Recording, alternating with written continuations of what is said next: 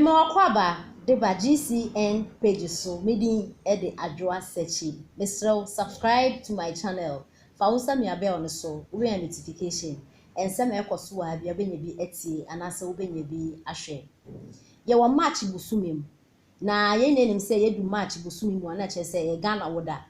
Enti no ye di Ghana woda dia na ye se ye kaka ye ho. Na ye ka ensem na yehwe ekwanya Ghana ebetumi etumpon anase Ghana bekonanim se ne be ya yenso yete oman mu no ye befa yentuma pa efra empempi no amanfo bebre kasete enti Ghana be ye ni Africa be ye ni Ghana be ye Africa na se Ghana be ye ya ejina yentimemfo no so yen Ghana fo na yetimi no yen ene yebema na Ghana aye yie na odi ahenkan ye bo a oye adwuma ewo Peace FM ena o kire se it is a case a duabo papa. Say a betro yen teachers na your headmasters and na your headmistress. Omo betro they are Ghana schools who say don't speak vernacular. It is nonsense, totally nonsense. No, say you come be say. Say those days nenda anka uko school. Na say u teacher ka say wa country into obowa. Enye say nka wo je abai no. Utumi kwa nka wo hwe teacher na shum. Na na nisu atin fine say oman na yetimi na yeti Ghana yefi Ghana yenkro mekasa Ghana ha no da bia ni ho regions bebrebe e wo Ghana ha no da bia ni ho a omo ka brofo da bia ni region bia ni Ghana ha no omo ka say central region dey brofo no omo ka eastern region brofo no omo ka greater Accra brofo no omo ka da bi greater Accra fo omo kasa central fo ye wo yen kasa ye kafanti e na je say regions na wo kasa omo ka brofo ni yes any yen language e ma me no mo de tete ye yen yi na me mi se mi ma tese ma me akakam golda bra se nya na mo de etete ye na uko school almost don't speak vernacular and wo kam vernacular na bo mbebo no mo asanso de ewa ni konko na ato ko tese o mu bu ani mase na ni no di ahenka na chese sad na se bi teacher fu bi ye no nyanse bia enu you don't think far, you don't think madness. Because English is not our language. Brofo enye your language. And it's a Ghana ha no your program in asa wo country a. Just say your illiterate. One go school on te brofo because your tree program no. It is not necessary.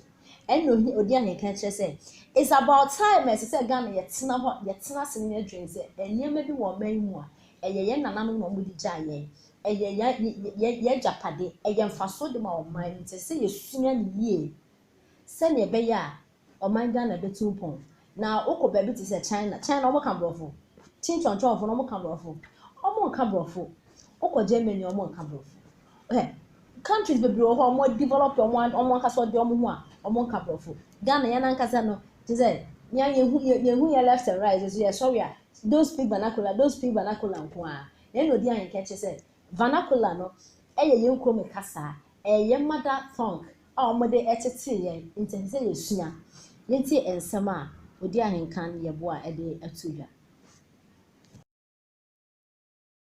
women here from creative minds potential minds they build o man no China wa kono mo kabrofo order Germany mo kabrofo Italy mo kabrofo debi enso ye Ghana ni de hey, the boy is not civilized. He speaks too much tree. Kwase yakwa. Nipa na ni mia de o kan krum kasa. Kane no kwa de wo school na wo katwi a ye boma. Mrs. Ankwase ama no ma boy no. Se nenye se mpanifo no me akachicha kwa me. Ka che ku hu na mu ma bi. Wakatwi. What me trouble school me say don't speak vernacular. Me say a case to do that. I will say it any day anywhere. Nobody can challenge me on that. At the amount. Me ma kasa. Ya semra se menka. Me ma kasa. Na ya nwe enwato. Ne dia se. Ne dia ye gu ani ma se. Ye bibia bo ma ti ko ma papa ma chi ni ma ti ko nyina. Di moja ba fie. Me no me ya lucky. Na me papa ba kan ne me. Ti no pemasem. Enti me kotwa ntro kra. Me ganjere nkada. Yeah, time no more me nkada. We ya je Kuba. Auntie, papa. School say no you me flow. Hey, any odo 3 years. Hey. Now who ko radrem DC primary who ko ye ko you from the wakoyin. Na ma bono ye. my bonny pa. Okay, and tell me back in Davis, my main messages kakra. Good evening, honorable Dian can Kwame Eboa. God gives you wisdom. Let our leaders take your words. It to change Amagana fast. And when they take this words today, by next year, by this time, Ghana will be like Dubai. ECOWAS from Gambia. This is a journalist from Ghana, Oya Juma or Gambia. No, Peace FM or Gambia. Yes. One of their radio stations. Let me see the radio station here. That is 93.6 FM in Gambia. Your friend is City Limit Radio and work Gambia 93.6. Now with Peace FM now say the Wakano and Wakano. My name is Nana Faith. Osu Dianka, you are just too much. You are too good. Thank you so much. Nana Faith Girak Bakas Wood. And I did your wo. Nipa Bono can say so.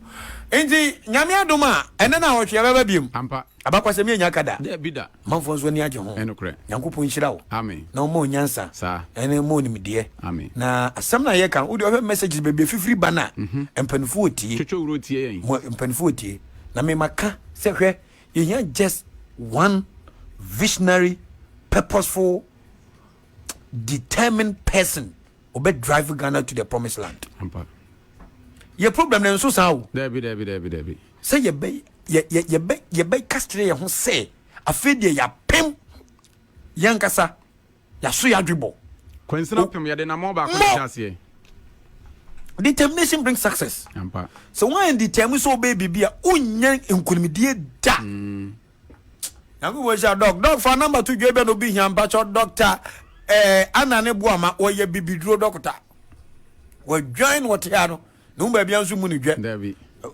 openi akokora ba no sa dog for number 2 jami go kin David ho me number no ye 0243 51 00 62 0243 51 00 62 dog ya da se ma mu bisa me say rap na me rap no benya copy we no pacho rap na me ntworo e basa tie se na si o ka te me nsa anya mitimi nye me za sesa no in the rap on the Facebook live be hu bi o now my friend and brother is here with me the great David Odia Nkan Kwame Eboa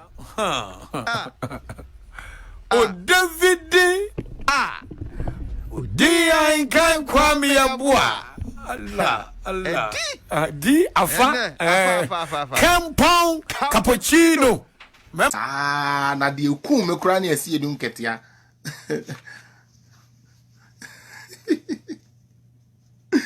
oh don't worry brother that me say emini yeso na me dey me so dey me yankopon dem am no say bia bia an commitment bi kakra o miniska me dey call me all right Charlie, let's get to serious business some confo we no udi o machi a dey bia obe nipa bone now.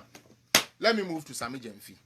Hey, Minia, we NDC new, we MPP new. Let me tell you something. So we leader, odi wenim. So one can okra, lead the whole party astray. See the Americano. So we leader only do so on no kwafo so on fa dignity so on fa no kure enye na dwuma de bia no ede enum guase kese ebre party no adan na make sa mu ko say mu ko yi executives kakre samwane ho anwanu mu ni na we anas papa ne say na friend no yeah I believe that's his name and this name might be no all those guys were there. They chose look at Koko and Idoho. They chose to bend Koko and Idoho. And who did they choose to use? Esiedun Ketia, Adentia, cause all he profused is propaganda. NDC, enye party ya jene se sebe imprediasan, ye beye bibi. Okay, ye beye bibi edi abo man no. Debi. NDC diane se ye petumi ye pese hu se ye ne yetiso. What the mom so a? O de tumi ne mom so a? Ye ntumi hwe so. Na ye koyi Sammy Jemfi. I will confess here. Me na minim Sammy Jemfi. To be honest with you. And some koye sa election no. The only communicators of NDC and minim was Ameto Kwame, Fred Agbenyo, Kudia Duasare, sometimes sa papa we kura friend say Sam George